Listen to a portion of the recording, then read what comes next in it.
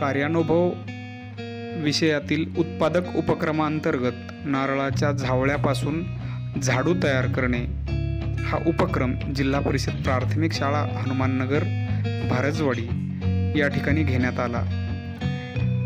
झावळ्यांपासून झाडू कसा तयार करायचा याचं प्रात्यक्षिक विद्यार्थ्यांना दाखवलं व विद्यार्थ्यांनी स्वतः नारळाच्या झावळ्यांच्या काड्या काढून त्यापासून झाडू बनवला।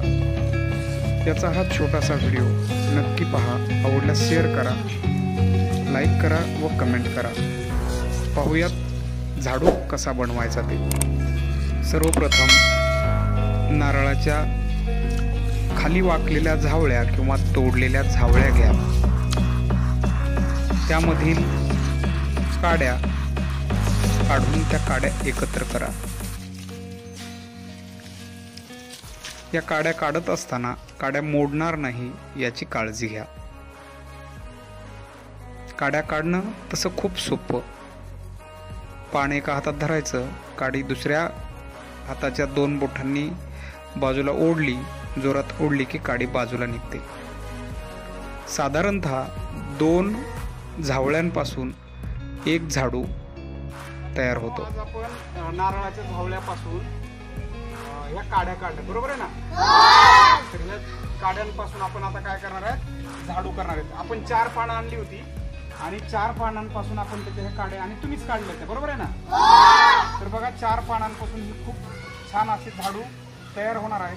आपण काय करतो, नारळाची झाडाची पानं पडली की ती तशीच टाकून देतो, परंतु त्याचा खूप उपयोग आहे। मगाशी मी तुम्हाला सांगितलं की नारळाला कल्पतरू म्हटलं जातं आणि त्याच्यापासून आपल्याला खूप छान वेगवेगळ्या वस्तू बनवतात, करवंट्यापासून वेगवेगळ्या शोभेच्या वस्तू होतात। तर आता आपण याचा झाडू बनवूयात। झाडू बनवायला काय लागतं, तर या काड्या आणि दोरी। काय लागते? दोरी।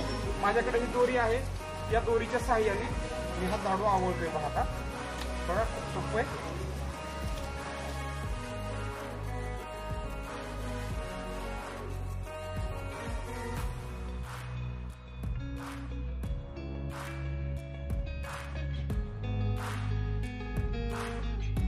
हा झाडू आपण बांधलाय, पण बऱ्याच वेळा आपण बघतो की हा झाडू ढिल्ला होतो पायातून, बरोबर आहे?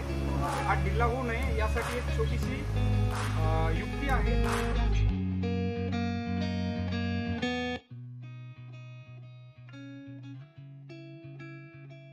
खुटी तयार केली आहे लाकडाची, वाळलेल्या लाकडाची। जर आपण ही खुटी काय करायची, पाठीमागून जर ह्या झाडूला इथे ठोकून दिली तर हा झाडू काय होतो माहिती का, आणखी आवळल्या जातो आणि एकदम फिट होतो। बघा आता हा एकदम मजबूत झाला पाहिजे, त्याची मूठ ढिली होत नाही। हा झाडू तयार झालाय। विद्यार्थ्यांमध्ये विविध कौशल्य क्षमता विकसित करण्यासाठी त्यांना विविध अनुभव देणं ही काळाची गरज आहे।